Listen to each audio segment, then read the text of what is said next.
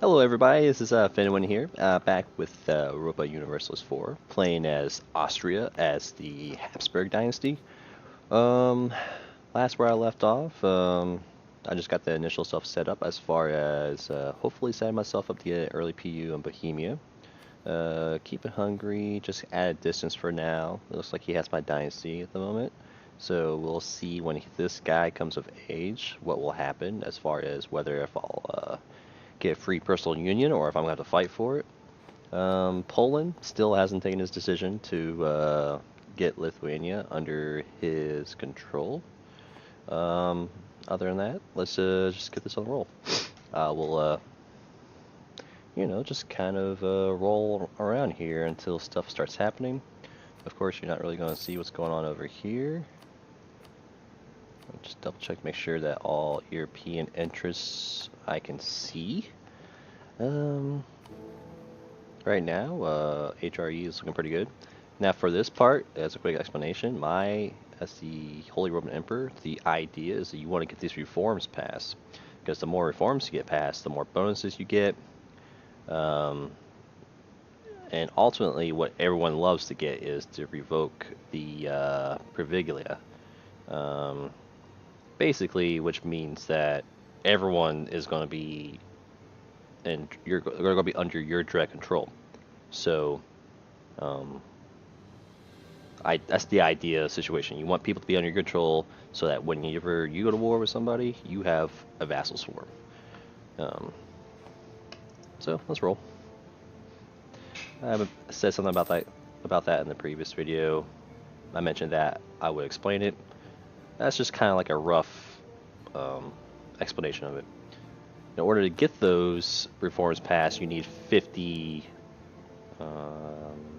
imperial authority for each of them, and have the approval of all the princes, or at least more than half of the princes, to get it passed. Now let's check this out real quick. This is pretty unique in the sense of making money. Here I see that Alsace is looking like he's going to war with Baden and Bavaria. What is Bavaria packing here?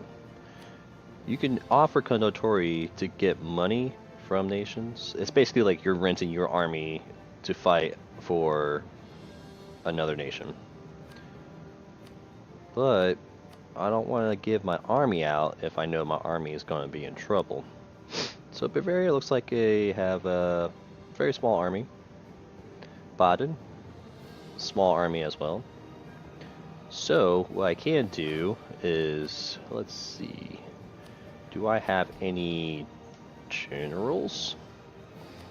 I think I'm going to do this right here, because early game, you don't really have much army tradition.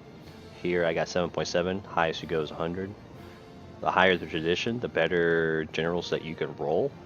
By rolling, I mean basically hire a general that costs monarch points. But I'm going to risk it and grant myself a general, even though this will give the nobility more influence. I think I could deal with that. Worst case scenario, I'll revoke a province from them to keep them in check. Because once you get above 70%, events can happen that will give them more influence. When they have over 80, they start seizing power. When they start seizing power, they start doing bad things to the nation. So, let's do this. Let's hope that it turned out to be a good one. This is okay. Early game, shock is more value than fire. And seeing that this guy can roll might be actually pretty good for what I want to do here. So, Alsace is looking for someone to fight these wars for him. So, let's pull this back. Let's offer. What is he willing to give me in return? So at this moment,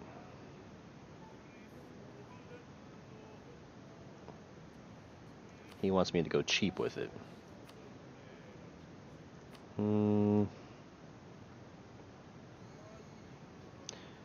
Of course, depending on the situation, you may or may want to take advantage of it. Like if they're willing to pay a lot of money up front to rent out your army, then take it. But, I mean, 14 ducats, I'm definitely going to be doing some fighting here.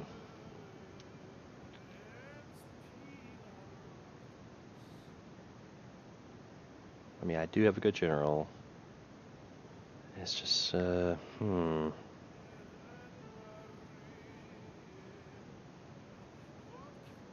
Nah, I'm not going to do it only because potentially this can happen anytime soon, and I want to be able to have all my army ready for that.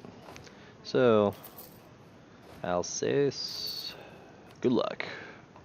Was thinking about helping you, but you're on your own for now. What am I anticipating to happen here? More than likely, Baden is going to eat him. More than likely, I'll just tell Baden to spit him out because I'm the Emperor and I have that privilege to be able to do that. So I am still one slot available as far as alliances go. Trade is not usually a big money maker for us, but free mercantilism is always nice. At the cost of 25 diplomatic power. Early game diplomat points are not crucial to me.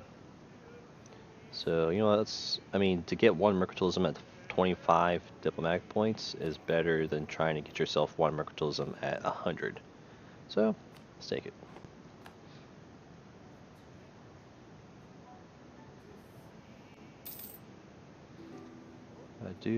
Let's bump it up. You don't need my access. Platin is going to war with Alsace. So Alsace, yeah, so that was a good thing that I didn't also rent out, because then I'll have to deal with Platinum's army. Alright, so here we got 20 spy network built up in Venice. So let's get some claims rolling here. Ideally, I just want to put claims on these three. I'm thinking about just returning this to Milan so that I can build up more imperial authority. So let's go with the highest development, which is going to be Verona. One more month, I should get the Papal's approval to give me that mission completed. So more papacy points. Actually, now looking at this, I do have enough influence to help myself win the Holy See. So, by investing that much into it, that pretty much gives me a 100% chance of winning once the Pope passes away. And he is at old age, so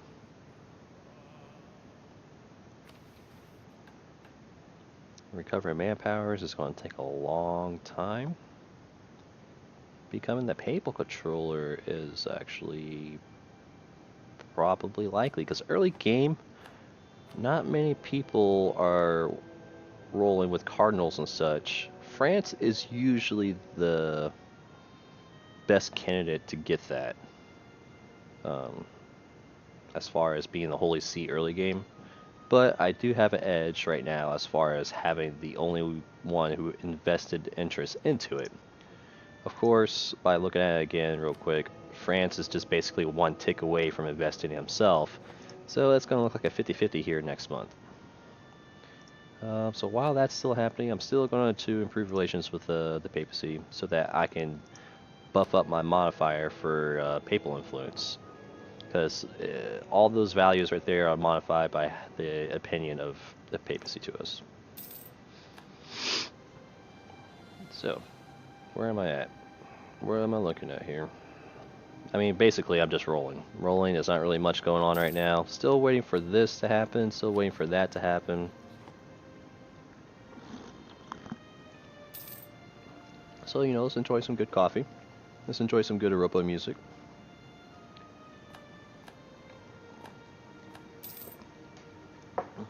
Pretty safe, just making money. Don't care about Albania, because, it is kind of interesting. I want to see what's going on down here. Because Venice is fighting Serbia, Bosnia, and the Ottomans. I'm sorry. Gonna apologize. Still a little under the weather, so I've got some sniffles going on. I probably should be just kind of wiping my nose with the tissues I got here. So I'll try to keep that in mind. I do notice that I am out of sailors. That's because I got the whole fleet out here. So let's change that. Because honestly, I don't need these out here. They could just be docked up and I can mothball them, and that might save some sailors right there. I think before it was 13. There we go. Alright. So, Poland finally decided to take the personal union over Lithuania to bring the Jigellon onto the throne. So now he is considered an elective monarchy. So, when that happens, you can vote for your dynasty to rule their country. Not saying that I will have rule over it, it's just like I'm basically sending a relative over there to be the king of this government. So, with that being the case, we do have a good opinion already. My diplomacy, it's not the highest, but I do have some diplomatic reputation. So, let's see if I can get lucky and get my guy Friedrich von Habsburg as the ruler of Poland. So, you know, cousin, relative of some sorts. Just judging by the age, I would guess cousin would be the best bet. But it looks like here that we already have some contenders as far as taking on the elective monarchy here. Brandenburg and Mecklenburg. Brandenburg has got some good percentage himself. Why is that? I mean, he's not allied to him. He's not married to him. I mean, being a member of the Holy Roman Empire gives you one diplomatic reputation as I'm trying to see where it says that. Oh well. If you play as one of the underlings of the Emperor, there's a way you can see that. I think it might be in the modifiers. Like, it will show up here as member of the Holy Roman Empire. Saxony's got a personal unit over on Halt. And it looks like it was uncontested. You normally arrive... Oh, what are we looking at? Oh, sorry. I saw Bohemia down there, and I saw 7 years. I was like, what, there's someone there? No, it's just the Interregnum's been there for 7 years. Aragon is looking airless. So there's a good chance that Spain will get a personal union on Aragon here. So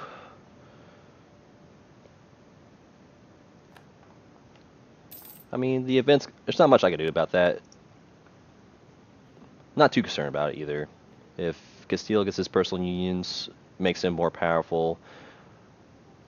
If I have to deal with some big nations that are causing trouble to my domain, Castile will have more power to his punch there. So here I see Teutonic Order is fighting Poland as expected. Not going to run out anything to him because I want Poland to just do his thing. He probably has that mission to... No, he doesn't. Normally he could get a mission to get claims and stuff on the Teutonic Order. Or vassalize him, something like that. But not in that case. Here we got 25 spy network. So let's get the second fabrication going. We'll do it on that province right there. So once I get my third claim, that would be the prime time to start a fight with Venice. But at this rate, that might not necessarily be the best thing once that happens, because I still need to see if Bohemia will get someone from my dynasty for me to get that early PU on him. So still rolling. Milan became a republic because I see that he got a regency over in this little thing, but my face is covering it. Still rolling, still rolling. More likely at this point, Bohemia might just get that event to get the free leader of the Podobrad dynasty.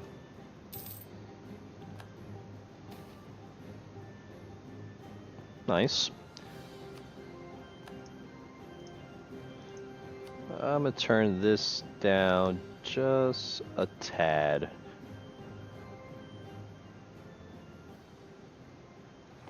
It's starting to pick up for me on my side. I don't know how loud it is for y'all. Come on, Bohemia. Alright, so as expected, Baden 8. Alsace. Let's see if I can tell him to let him go. Yes, I can. So by demanding unlawful territory back, it will allow me to bring this number up. I want this number to be as high as possible, so this imperial authority builds up as fast as possible, so I get more of these reforms passed faster as possible. Or so, in this case, I'm going to tell. Well, looks like Baden is going to definitely listen to me. We have Bavaria here, who is, he's not willing to, though. What are the reasons? Because he has a claim? My alliances are bigger. We have friendly attitude, opinion. I mean, the mouses are much bigger than, the negatives are much bigger than the positive. So it doesn't seem like I'm going to be able to get him to release that before he cores it. Because once he cores it, it becomes pretty hard to keep him from taking it back over and over again. So, I mean, he is having some issues with some rebels here. He does have some little guys as allies, but I'm just going to let it slide. It's not really a big issue because some of these guys are going to eat each other, and I'm going to lose some princes throughout time. I have bigger priorities to stay ready for. Oh, well, I forgot to put this guy back on spine. So I just want to get these 3 claims done, so that I get myself set up to take care of Venice when that comes around. So earlier, it happened, didn't mention it, England just gave Maine to France, part of the whole 100 years war between those two. What could have happened is England could have contested it, they could have had a fight between each other. England would have had a casus belli to put France under a personal union. But AI England is never good at beating France to make that happen. Humans, though, human players, if done right, can do that, and that creates a very powerful early start England game. So looking at this, I mean, I don't think I have any army professionalism at the moment. Is that 0? Which, when it's at 0, that means... What does that mean? So my mercenaries would be cheaper and I have more mercenaries available.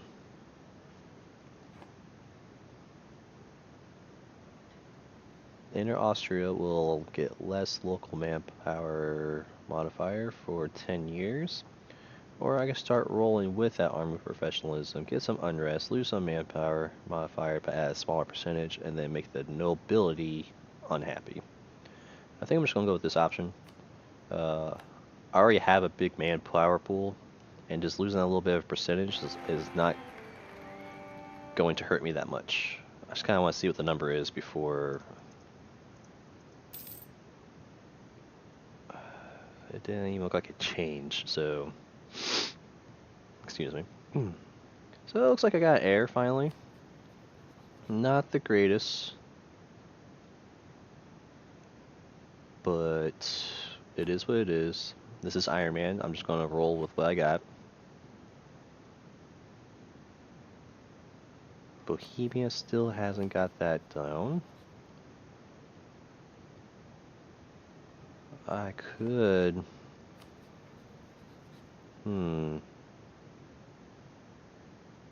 His prestige is higher. As far as getting your person on other nations' thrones, like getting your dynasty on other nations' thrones, it's pretty complicated and still a mechanic that I am not 100% familiar with. But the way it, from what I understand, how it works is usually who marries first to the other nation will have priority. To have a higher prestige gives you priority. I think stability might be something that influences it as well. And I'm sure there are other factors that are involved with it too, but I just don't know. I mean, it looks like we have Hungary and Savoy that are also involved with it.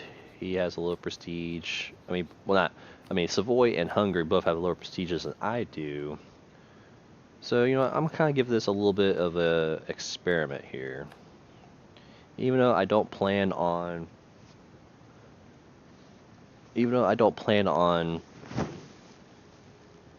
getting a personal union over Aragon,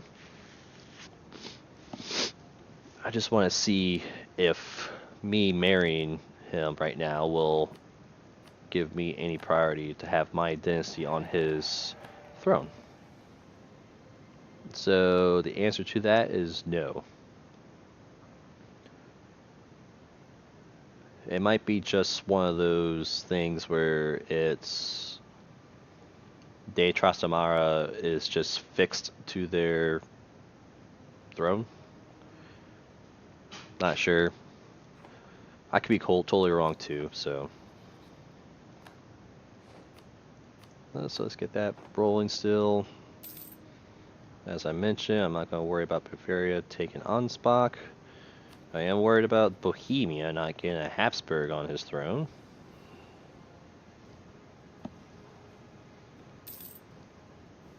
Muscovy being up Novgorod as usual. Alright.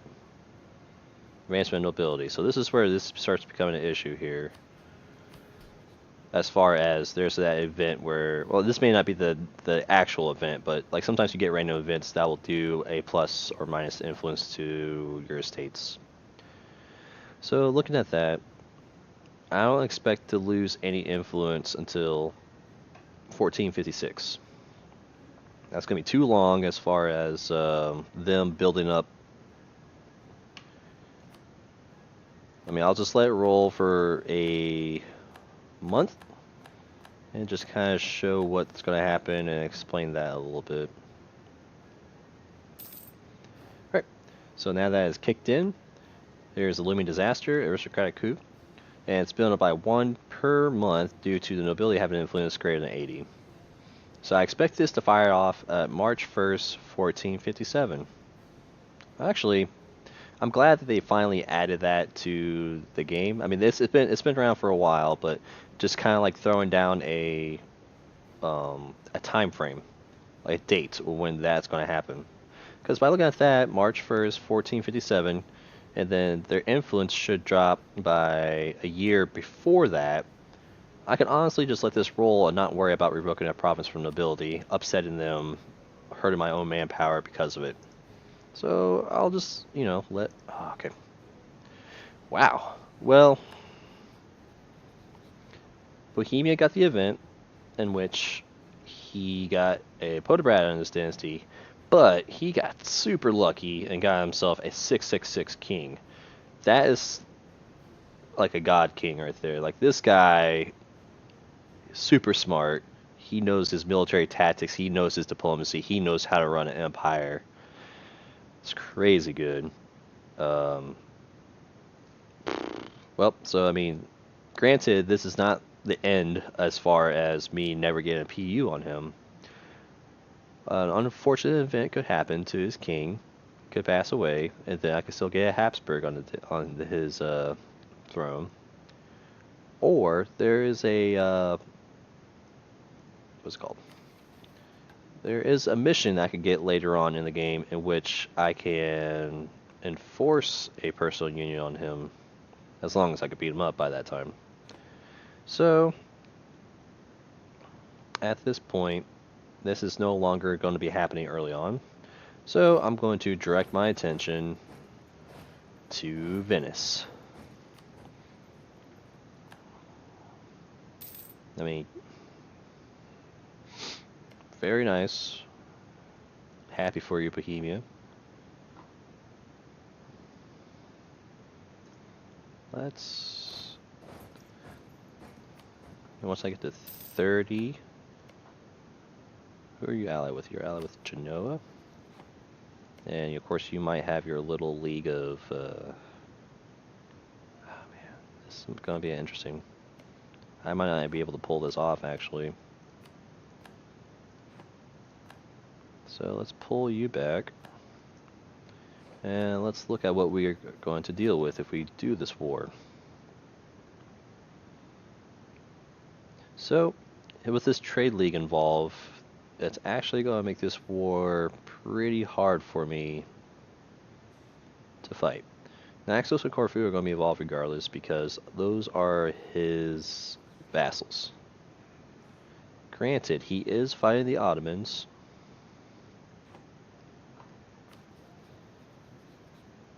Maybe who are the Ottomans fighting exactly?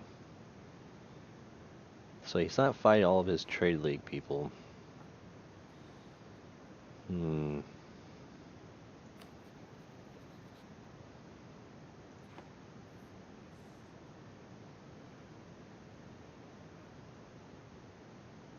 I can definitely get an early jump on Venice.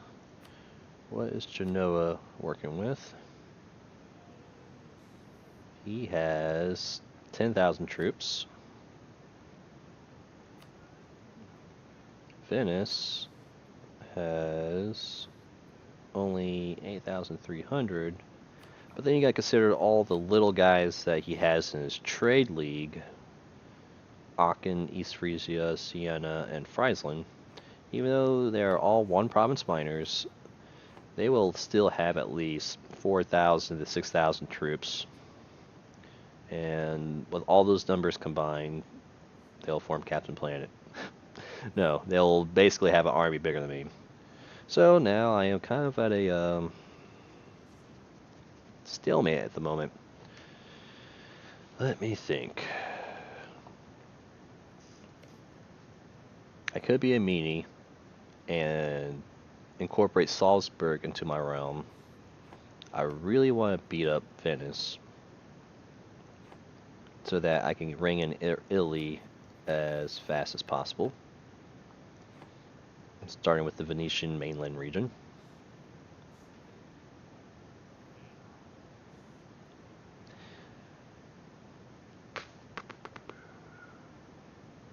You know what, I'm gonna risk it, and I'm just gonna go war. Even though he has a pretty good general right there to be able to fight me back, I believe I can get a good jump on him and take care of any issues that will come back at me. This is really risky. I might actually lose, but I mean, I really don't have much else going on right now.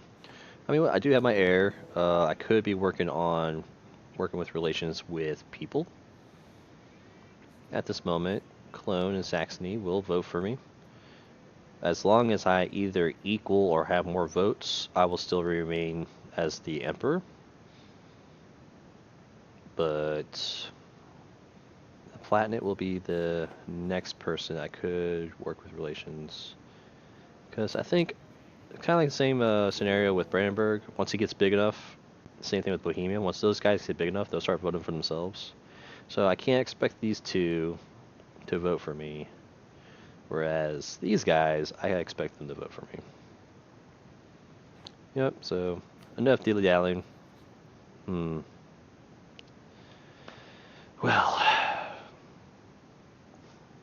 I think I am going to dilly-dally a little bit more.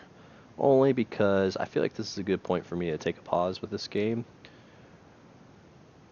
Give me some time to kind of reflect and think about what I'm going to do next. So, what do y'all think? I'll definitely hear some feedback. Comment, like, and subscribe. And I'll see y'all in the next video. Bye-bye.